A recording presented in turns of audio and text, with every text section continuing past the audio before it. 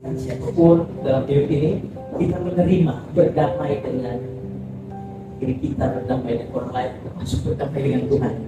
Karena saya percaya segala sesuatu, walaupun tidak ada yang kebetulan, walaupun mungkin salah, ya. Saya belajar ada Yusuf. Sudah Yusuf itu tak mudah mengalami suatu proses, bahwa dia dijual oleh saudaranya, dia di Mesir sebagai budak, lalu difitnah oleh istri Potifar, dimasukkan ke dalam penjara. Lalu suatu waktu dalam satu momen Tuhan sudah pulihkan dia. Saudara, itu merupakan proses berjalan hidup yang memang gak adil ya, dalam hidup.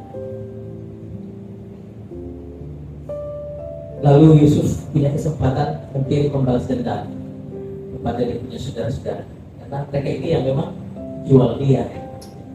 Dia harus terisolasi karena dia punya orang tua. Dia di Mesir, masuk di penjara 2 tahun. Kalau kita ada di ceritanya Yusuf, itu gak semudah seperti kita baca ini. Tapi kenyataannya Yusuf jalan itu satu kesempatan dia punya kesempatan untuk membalas, tetapi luar biasa. Proses hidup itu menjadikan kita dewasa, katakan. Jadi dalam keluarganya saudara-saudara pasti punya pikiran yang sama. Papa kita sudah meninggal dan sekarang kita ada di Mesir, dan kita sekarang ketemu sama Yusuf yang dulu kita jual. Lalu saudara-saudaranya berpikir pasti dia akan membalas kita, tapi luar biasa. Yusuf berkata, akulah Tuhan. Justru karena kamu merekankan yang jahat kepadaku, Tuhan jadikan itu menjadi kebaikan. Jadi dalam hidup ini tidak perlu ada yang disesali. Ini harus punya kemampuan sikap hati, kekayaan batin untuk mampu menerima apapun keadaan kita hari ini. Kita harus berdamai dengan masa lalu kita, berdamai dengan orang lain, berdamai dengan diri sendiri, lebih dengan Tuhan. Kalau kita percaya rencana buruk dari Yusuf, kamu memang mereka-rekakan yang jahat kepadaku, dan mereka yang jahat itu bukan main-main. Ya, dia harus dibunuh ke sumur, harus dibunuh, dianggap sama papanya dianggap sudah mati. Kalau ada seperti ini peristiwa itu, tidak gampang. Tapi Yusuf berkata, kamu mereka-rekakan yang jahat, tapi Tuhan pakai itu untuk kebaikan. Lalu Yusuf berkata, justru karena kamu lakukan itu dengan tujuan, aku ini diutus lebih dulu ke Mesir untuk memelihara satu bangsa. Jadi saudara, jangan pernah menyesali dengan apa yang terjadi dalam hidup kita. Apapun keadaan bagaimanapun, kita menjadi pengucap syukur. Artinya ucapan syukur kenapa? Kita setuju dengan jalan hidup. Bahkan saudara, kalau saya ini hari-hari ini menentukan di akhir tahun, figur-figur di Alkitab yang kalau hari ini, kalau di zaman itu sudah ada Guinness Book, ada rekor muri, orang-orang ini pasti dapat harga yang luar biasa. Sudah lihat Ayub, kisah Ayub seperti apa sih? Dia bukan kena hukuman karena hidup berjanda. Ayub 1 ayat pasal 1 itu sudah berkata begitu. Ada seorang yang hidup di tanah Uz namanya Ayub. Dia hidup jujur, saleh, takut akan Tuhan dan menjauhkan kejahatan. Tetapi saudara, Tuhan masih izinkan dia dalam satu peristiwa anaknya mati semua 10-10. Dan satu sekali dia kehilangan semua harta benda, termasuk istrinya juga. Minta supaya dia mempuja. Lalu Ayub berkata begini. Saya baca ini, saya baca kisah itu, saya sudah baca. Termasuk orang-orang yang diutus Tuhan, 3 orang yang hamba Tuhan datang sama Ayub, bukan datang datang dengan Tuhan gimana? Dan saya belajar dari Ayub, ketika kita dalam keadaan susah, disitulah kita melihat dan ujian di mana sahabat sejati. Semua kosong, tidak ada tinggalkan dia semua. Tapi Ayub dalam keseharian, dia mampu melihat Tuhan di balik masalah. Ini penting. Saudara, dalam hidup selama kurang lebih saya sudah 25 tahun sudah mau dalam pelayanan, dalam perjalanan hidup, saya dapat masa-masa yang paling indah dengan Tuhan itu bukan pada waktu kita kelimpahan. Pada waktu kita bisa melihat Tuhan di balik pergumulan itu yang susah. Justru di situ indahnya hidup itu di situ.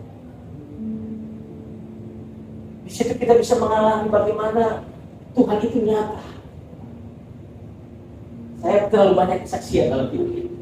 Dan untuk menunjukkan bahwa tidak ada alasan untuk saya dapat meninggalkan dia dalam situasi apapun.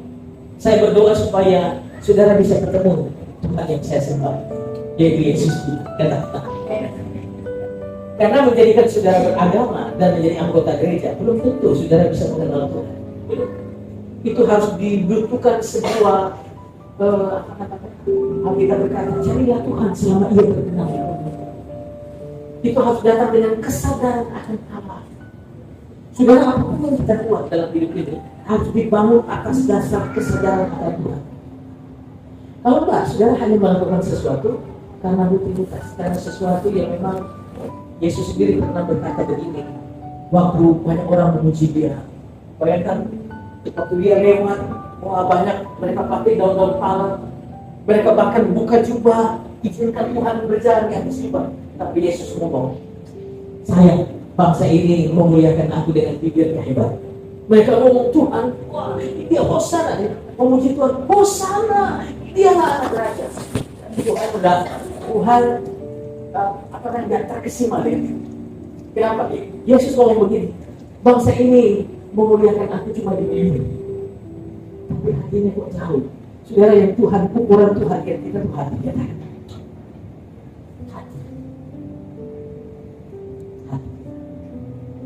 Itu luar biasa. Kita hari ini saya review tentang Daud. Jadi banyak hal-hal yang dahsyat di Alkitab yang saya perlu share. Dan itu orang-orang itu kalau ada sekarang itu, saudara, di perjanjian baru, kalau saudara teliti membaca kitab Injil, iman yang besar itu bukan disematkan kepada orang-orang Israel atau murid-murid Yesus.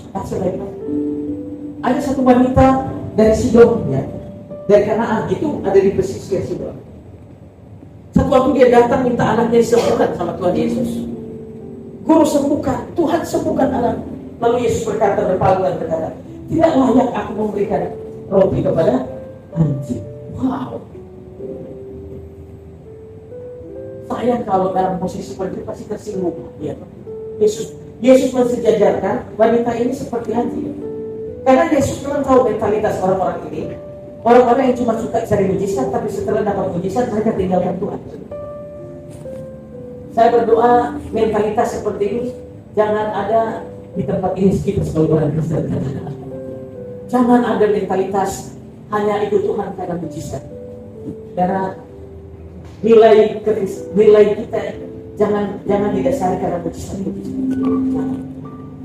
Saya percaya sampai hari ini belajar apapun yang terjadi dalam hidupku dan keluargamu, engkau tetap Allah yang luar biasa. Maka sudah akan dapat melihat di balik ungkapan itu, walaupun hatimu sedang terluka, engkau dapat melihat Tuhan menjawab hidupmu. Jadi Tuhan berkata tidak layak memberi roti kepada anjing. Lalu wanita ini ngomong begini, ini yang dasar yang membuat Yesus kagum. Yesus, wanita ini ngomong, memang betul Tuhan, tidak pantas saya mendapat roti dari meja Tuhan. Tapi Tuhan tahu bahwa anjing pun makan dari remah-remah yang jatuh dari meja Tuhan. Saudara, itu maknanya dalam. Artinya begini, wanita itu tahu bahwa bangsa kami memang nggak layak terima keselamatan kok. Itu hanya untuk orang Israel. Tetapi dari meja-meja ada remah-remah yang terbuang, biarlah itu yang saya terima. Lalu Yesus berpaling dan berkata, wah, besar. Yesus ngomong, besar imanmu, bukan iman kecil. Besar imanmu. Pergilah, Tuhan menyembuhkan, Tuhan menyelamatkan. Saudara, Tuhan sematkan besar iman bukan kepada orang-orang yang waktu itu sudah sangat familiar dengan Tuhan Yesus. Lalu apa lagi? Di mana besar iman yang Tuhan pernah kagum, yang membuat Tuhan sampai geleng kepala? Coba sekali-sekali kita ini jangan terima berkat baru kita kagum sama Tuhan. Sekali-sekali iman saudara itu harus membuat saudara kagum. Nah, ini ulang saya. Ya, jangan saudara karena terima berkat promosi, ya, berkat dari Tuhan yang besar, lalu saudara membuat, oh Tuhan dahsyat, Engkau luar biasa. Tapi sekali-sekali saudara membuat surga itu kagum dengan iman. Habakuk 3:17 berkata begini, sekalipun pohon ara tidak berbunga, pohon zaitun mengecewakan, kambing domba terhalau dari kurungan, tetapi aku akan tetap bersorak-sorak di hadapan Tuhan. Aku kekuatan Dia memberikan aku pengharapan. Artinya sekalipun keadaannya krisis apapun, ladang-ladang tidak menghasilkan bahan makanan, anggur pun tidak datang masa panen, kambing domba terhalau dari kurungan, tetapi Habakuk berkata, aku tetap akan mengirimnya di hadapan Tuhan. Nah, ini yang dahsyat. Dan saya rindu ini itu menjumpai kepada jemaat yang ada di tempat ini. Yang diberkati itu yang pertama buat Tuhan. Seorang prajurit datang kepada Yesus ketika dia kagum mendengar Tuhan Yesus melakukan mujizat-mujizat yang besar. Lalu dia datang, Guru, hambaku terbaring sakit. Lalu Yesus berkata, aku akan pergi ke sana, ke rumahmu untuk menyembuhkan dia. Wah, ini sebuah hal yang luar biasa. Tuhan mau meresponi prajurit ini. Lalu prajurit ini ngomong begini, Guru, tidak usah engkau datang karena memang tidak layak aku menerima engkau di rumah. Cukup katakan sepatah kata saja, aku percaya hambaku pasti sembuh. Wah, gak perlu Tuhan datang, gak perlu. Cukup ngomong sepatah kata saja. Karena aku juga seorang bawahan, dan di atasku ada seorang perwira. Kalau dia berkata kepadaku pergi, aku pergi. Saudara, bagaimana seorang prajurit ini yang tidak hidup bersama dengan Tuhan Yesus dapat menerjemahkan bahasa iman dalam kesederhanaan untuk melihat kuasa iman bertindak di dalam hidupnya. Dan waktu dia, Tuhan berkata, pergilah, imanmu telah menyelamatkan. Dan hamba prajurit itu pun mengalami mujizat dan kesembuhan. Saudara, yang membuat kita mengalami Tuhan bukan karena Tuhan hadir di sini. Iman kita lah yang menghadirkan Tuhan. Walaupun Tuhan hadir di sini, kalau saudara tidak punya iman untuk menjangkau hati Tuhan, sama seperti siapa lagi di Alkitab? Wanita yang sudah 12 tahun pendarahan. Alkitab mengisahkan dia sudah pergi ke semua tabib, artinya sudah ke semua dokter. Ke semua dokter dia sudah pergi. Dan Alkitab menulis bahwa keadaannya bukan semakin membaik, tetapi semakin memburuk. Dalam satu kesempatan dia mendengar Yesus. Dan waktu Yesus tiba, Yesus bersama murid-muridnya datang, saudara, wanita ini dalam pendarahan, dalam tradisi orang Yahudi, orang yang mengalami lelehan darah atau cairan apapun dari tubuhnya, berdasarkan aturan hukum Yahudi, Taurat, itu tidak boleh kumpul sama dengan kusta. Dia harus berteriak najis. Dia sadar dirinya, dia tidak bisa hadir. Karena Yesus pun Alkitab berkata dikerumuni oleh banyak orang. Sementara hidupnya sudah semakin papa. Tapi dia berkata begini, asal menjamah saja jubah. Iman yang menjamah jubah, gak usah Tuhan Yesuslah saya jamah. Jubahnya saja. Rumbai jubah itu seperti, ya, itu seperti begini ya, biasa ini rumbai ini. Artinya jubahnya pun nggak dapat, asal ujung.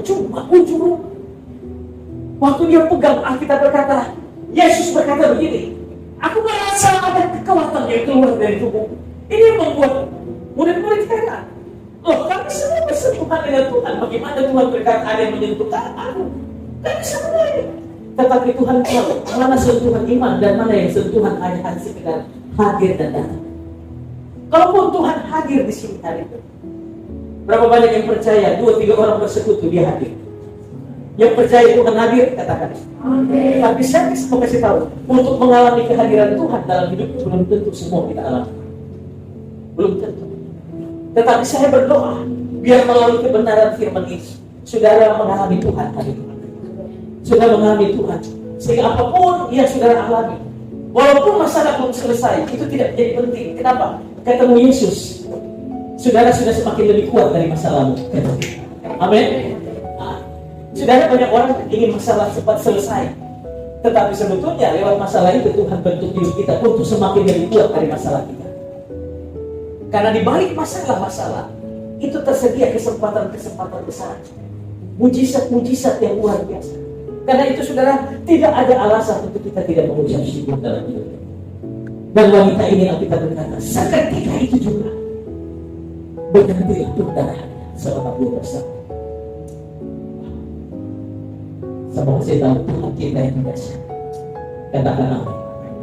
Mari, biarlah hari-hari ini di tengah-tengah pergumulan hidup, di tengah-tengah cobaan dan ujian, yang saudara dapat melihat Tuhan di balik itu. Ayub ketika alami itu, bukan cuma istrinya yang minta Tuhan, dia butuh Tuhan. Anaknya mati, bisnisnya hancur, tetapi borok. Dapat dipastikan itu kanker kulit dari kepala sampai ujung, sampai dia nggak tahan itu dia beli. Apa yang kau buat? Apa yang Ayub buat? Dia tersungkur di koyakan jubah dan berkata, Tuhan yang memberi, Tuhan yang mengambil. Saya berpujilah nama Tuhan. Berikan tepuk tangan.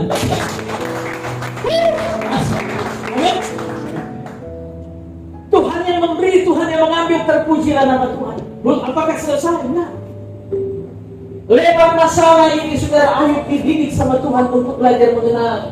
Sehingga di pasal 42 Ayub ngomong begini sama Tuhan, oh Tuhan, ampuni saya. Ternyata dulu aku mengikut Engkau hanya dari kata orang, tetapi sekarang lewat masalah ini baru aku tahu siapa Engkau, Tuhan.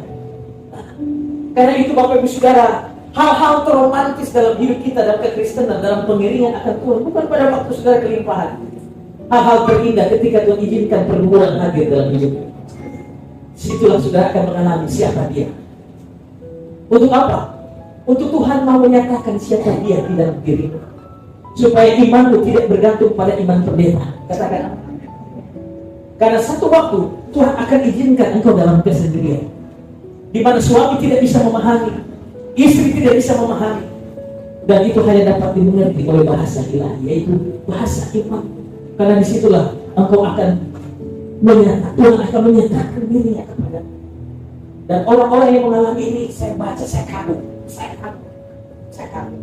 Lalu Tuhan, Ayub melanjutkan doanya, Tuhan, aku percaya. Ayub 42 ayat 1, bahwa Engkau sanggup melakukan segala sesuatu. Coba ya, dia tidak mengeluh, dia berkata, kalau Tuhan mau, bisa. Dan aku tahu Tuhan tidak ada rencanamu yang gagal. Itu Ayub ngomong. Kenapa dia ngomong ini setelah dia tahu siapa Tuhan?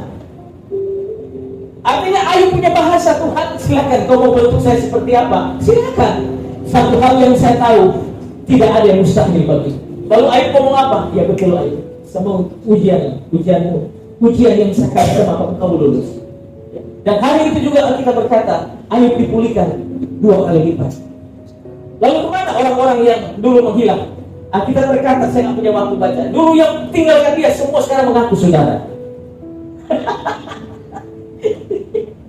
Pak Bobi, aduh luar biasa. Ada datang di rumah. Kapan tiba? Saudara kemarin. Begini dia tuh. Di anaknya opa dia. Tuh orang masih cucu-cucu masih marah. Tapi waktu dia susah. Nah, Ayub pun begitu. Waktu Ayub dipulihkan, bahkan Alkitab berkata, ketika Tuhan pulihkan anaknya yang mati, digantikan sama Tuhan, Alkitab menulis, tidak ada anak-anak secantik anak-anak Ayub. kita harus Tuhan pulihkan segala sesuatu indah dalam waktu. Ya, berikan tepuk tangan doa. Itu baru indah pada waktunya. Dia menekuni, dia alami, dia menikmati proses. Dia dapat setia kepada Tuhan. Jangan saudara tidak pernah berdoa, mengalami proses bersungut-sungut, lalu update status indah pada waktunya. Ini Ayub, dia punya dedikasi sama Tuhan, tidak diragukan. Habis semua, apa lagi yang mau diharapkan? Semua orang tinggalkan dia. Saya kagum lihat baca firman Tuhan, dahsyat. Ada lagi satu kisah tentang di Alkitab ini. Hana itu Alkitab kata dia mandul. Dan karena dia mandul, dia dimadu oleh Elkanah. Lalu saudara, dia tetap menangis di hadapan Tuhan.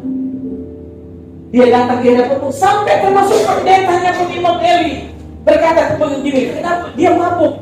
Dia lagi berdoa komat kamit sambil menangis, mulutnya komat kamit dengan Tuhan di bait Allah. Pendetanya justru katakan, kamu mabuk. Nah, saya percaya kalau saya ngomong begitu, besok sudah nggak ada jemaat. Saya percaya, saudara pasti, wah ini pendeta sadis. Itu Imam Eli ngomong, kamu mabuk. Dia saya tidak mabuk, tetapi saya sedang mencurahkan isi hatiku kepada Tuhan. Ketika kamu imam, pendeta pun tidak bisa memahami saya.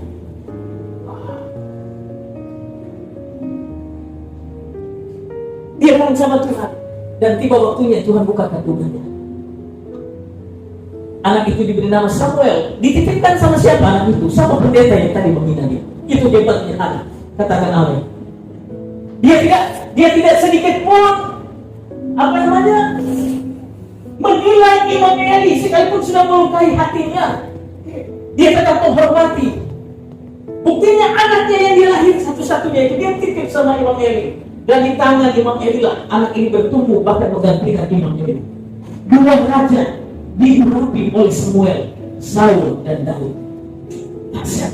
Oh, haleluya. Kita lagi kasih aplaus buat Samuel ini.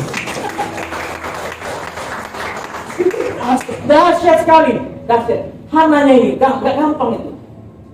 Gak gampang. Kita ini, waduh. Karena kita tahu siapa Tuhan kita. Kalau kita sudah ketemu Tuhan, gak penting lagi masalah dengan orang lain. Gak.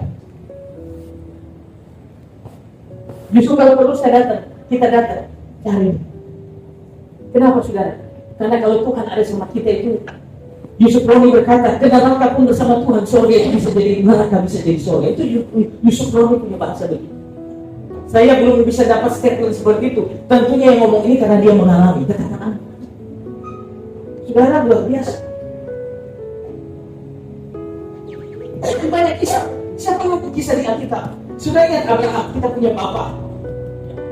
Dia bergumul, Tuhan sudah janji bahwa aku akan berikan kamu keturunan lewat Sarah.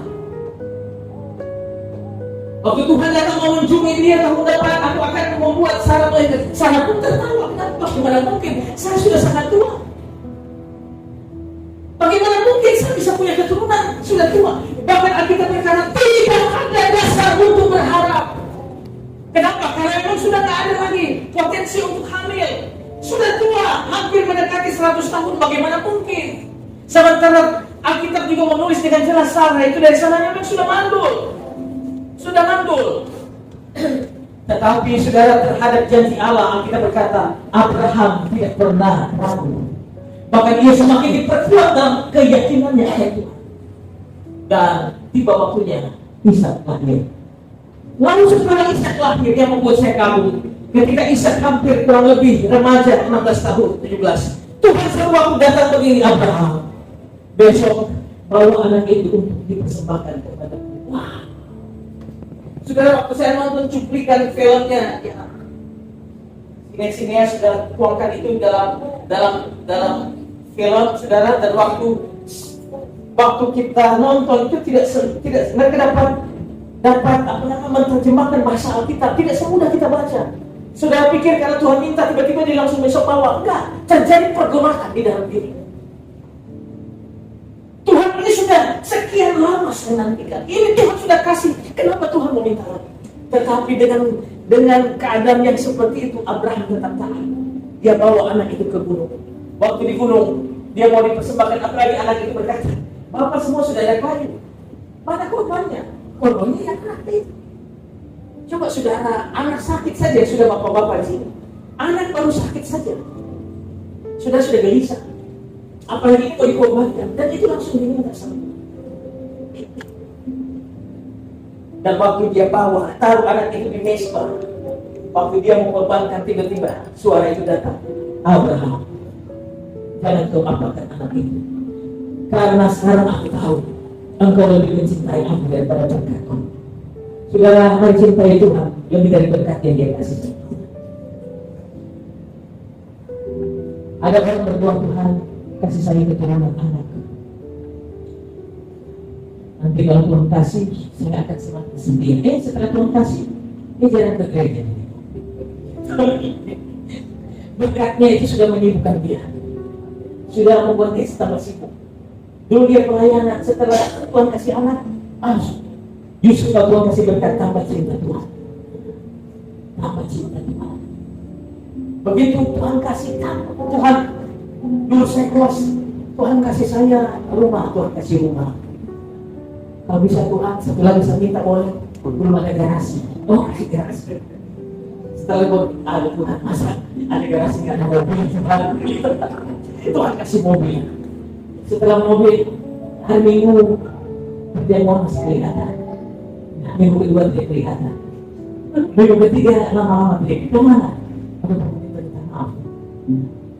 Kebetulan di hari ini memang saya diajak mancing di rumahku itu memang lain. Baru kali ini juga, jadi sekali-sekali ya kita nikmati itu kalau pendeta semua. Jadi masalah ke gereja bukan yang pendeta. Itu adalah bukti rasa syukur kita. 7 hari lamanya kata Tuhan, aku memberkati engkau. Itu sebabnya ke gereja tidak usah kita minta lagi. Katakan amin. Di gereja itu kita memberi, waktu kita memberi, waktu hati kita diberi. Termasuk persembahan juga kita memberi. Semua. Termasuk datang ke sini tidak bisa pakai budget seperti waktu Tuhan. Kenapa Tuhan hajar orang-orang di bait suci? Karena ada spirit jual beli di situ. Bait Allah berupa fungsi. Nah, spirit jual beli di perjanjian baru di era sekarang tuh siapa yang khotbah? Wow. Siapa yang pimpin pujian? Lihat dulu. Kalau ini hadirat Allah nggak naik. Ini kalau dia nyanyi lama-lama terus nih. Nggak enak lah. Kita nggak gaul-gaul ini. Ya sudah, saya cari sore hari saja. Sudah, mengambil lama kan. Mau siapapun sudah datang dalam kita. Target yang harus disenangkan dalam ibadah bukan kita, Tuhan yang kita. Sebabnya imam musik tidak usah stres kalau situasi kayak begini. Saya lihat saudara stres tadi. Kalau satu anak teman kelas dia mau khusus saya kasih boleh.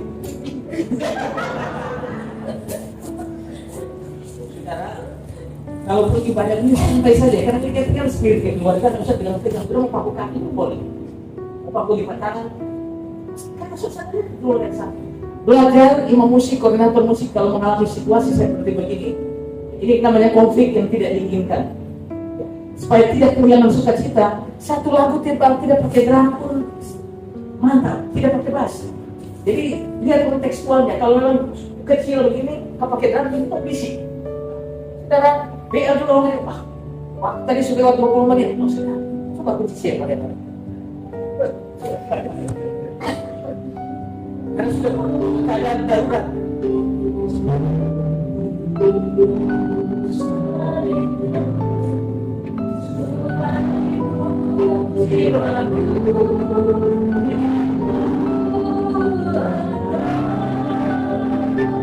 Yesus.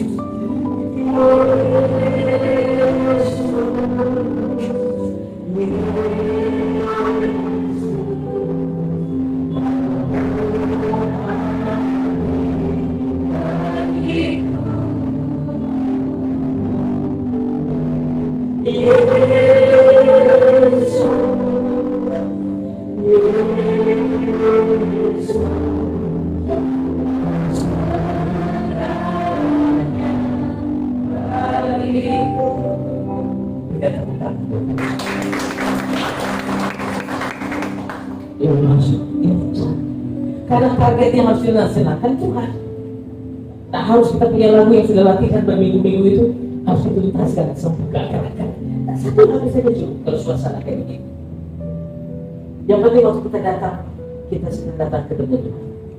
Coba saudara tadi main stres, saya akan pastikan belum ada sesuatu. Firman itu nilainya nggak pas, makanya mengalami situasi-situasi seperti ini kita nggak boleh bersungut-sungut, langsung bersungut. Saya tadi minta hikmat situasi begini impor tapi dahsyat, ya. Karena kehadiran Tuhan itu membongkar segala sesuatu. Luar biasa. Sebetulnya ini masih intronya, tapi maksudnya sih, itu belum naik kita, belum pasal. Mari kita baca saja supaya lebih saya tutup di pasal ini. Ya. Nah, ini kisah tentang Samuel pasal 30, 1 Samuel 30 tentang Daud. Ya. Ayat yang pertama, 1 Samuel 30 ayat pertama, saya baca saja. Nah, ada beberapa poin dan nilai-nilai yang diajarkan melalui cerita ini dahsyat sekali. Ketika Daud serta orang-orangnya sampai ke Siklag pada hari yang ketiga, orang Amalek telah menyerbu tanah Negev dan Siklag telah dikalahkan oleh mereka dan dibakar habis. Ayat berikut, perempuan-perempuan dan semua orang yang ada di sana, tua dan muda, telah ditawan mereka.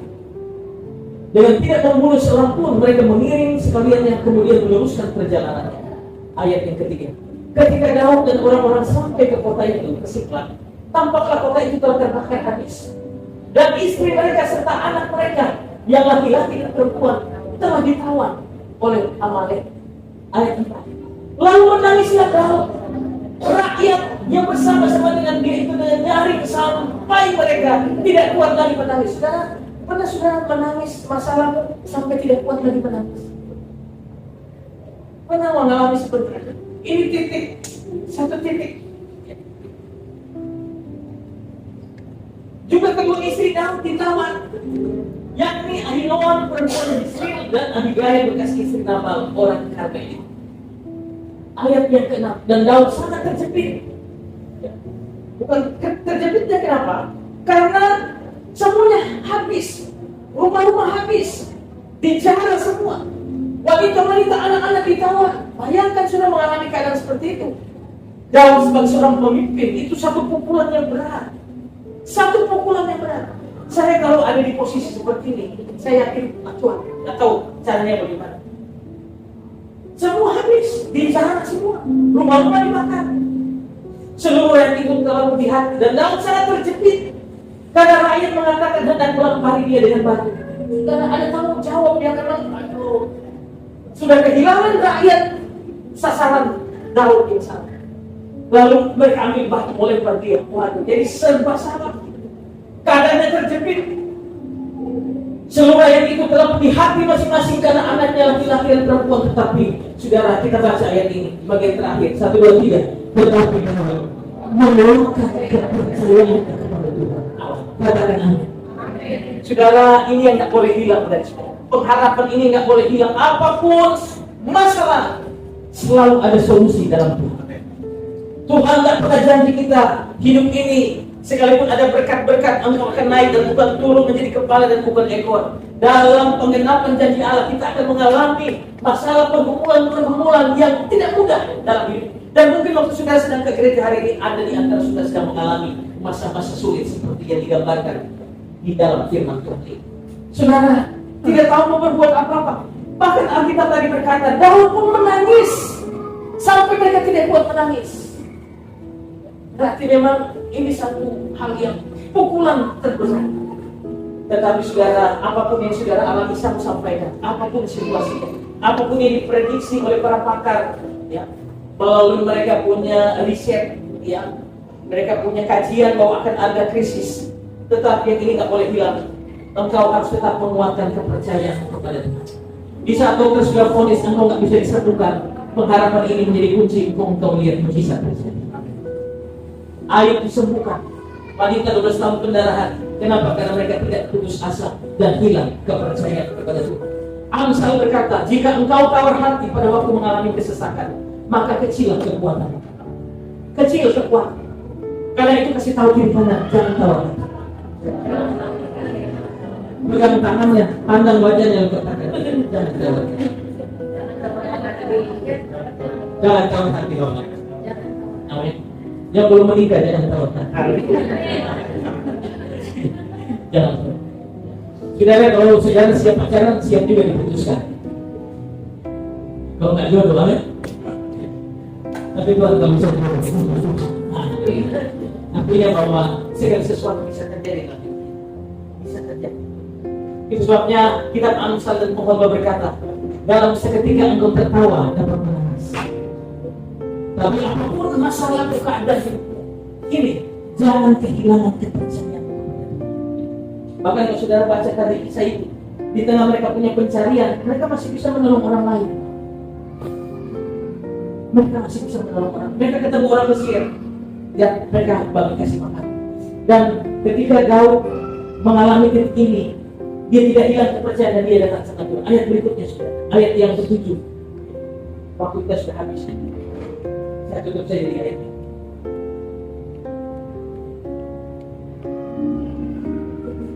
Dan Daud sangat terjepit. Ayat berikut. Ayat 7. Lalu Daud memberi perintah kepada Imam Abiatar bin Ahimelek, bawalah efod itu bagi imam. Kepada rumah Abiatar membawa efod itu kepada Daud. Lalu ayat yang ke-8. Kemudian bertanyalah Daud berdoa kepada Tuhan. Katanya, haruskah aku mengejar gerombolan itu? Akan dapatkah mereka aku susul? Dan ia berfirman, Tuhan berfirman kepadanya, kejarlah, sebab sesungguhnya engkau akan dapat menyusul mereka dan melepaskan para lawan. Katakanlah, hasil. Saya kagum ya sikap Daud. Daerah dia Tuhan akan terus. Dalam doa Daud dia tak pernah ingin jadi raja juga. Dalam Mazmur 27 ayat 4, yang dia minta sepanjang hidup hanya dekat sama Tuhan, tapi yang Tuhan kasih lebih dari itu. Dahsyat. Satu hal lagi saya renungkan, saya baca lagi satu ayat, saudara.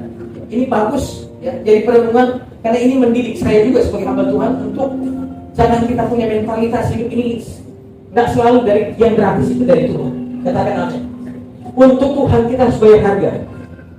Mari sudah saya baca ini ya, di dalam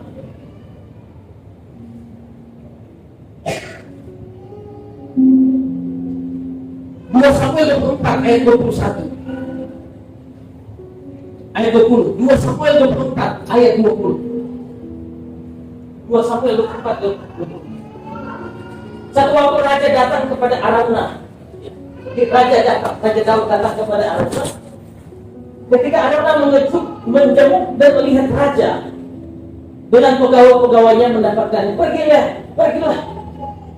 Araunah keluar lalu sujud kepada raja dengan mukanya ke tanah. Ini lazim kalau ada pembesar-pembesar, apalagi seorang petinggi raja, presiden datang ke rumah, wah itu satu kebanggaan.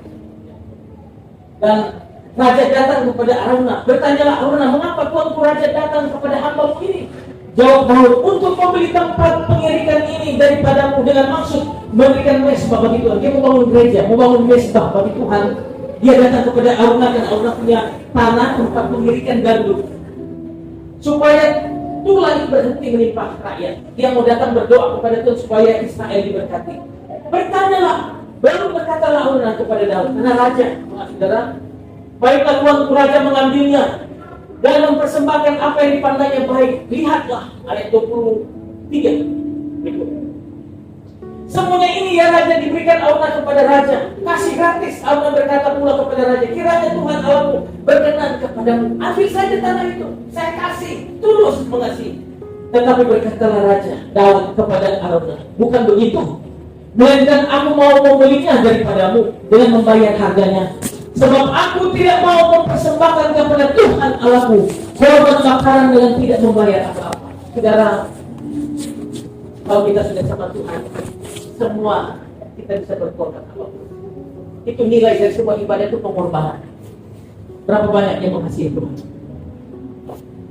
Itu biasa diiringi dengan pengorbanan. Saudara Daud, walaupun dikasih gratis untuk Tuhan, dia tidak mau gratis. Dia membeli. Itu sebabnya tempat ini sekarang dijadikan Bukit Sion. Itu namanya Bukit Seir. Di situ ada Gunung Daud. Di tempat ini juga tempat di mana Abraham mempersembahkan korban. Jadi tempat bersejarah karena ada harga. Jangan perlu gratis. Puji Tuhan. Kita tahu perikanan gratis itu tidak baik buat kesehatan. Amin saudara. Kita akan mau yang gratis. Karena biasa kita gereja karismatik. Ini Pak Pendeta, ini ada berkat. Oh yes, belum saya selama berdoa, tidak berdoa. Saya selama berdoa. Dan ini konfirmasinya. Tapi Bapak sebelum saya 40, yang saya beli 41, tetap pas. Namanya sudah mulai hari ini, saudara belajar untuk Tuhan kita bayar. Katakan amin. Mampir berdiri.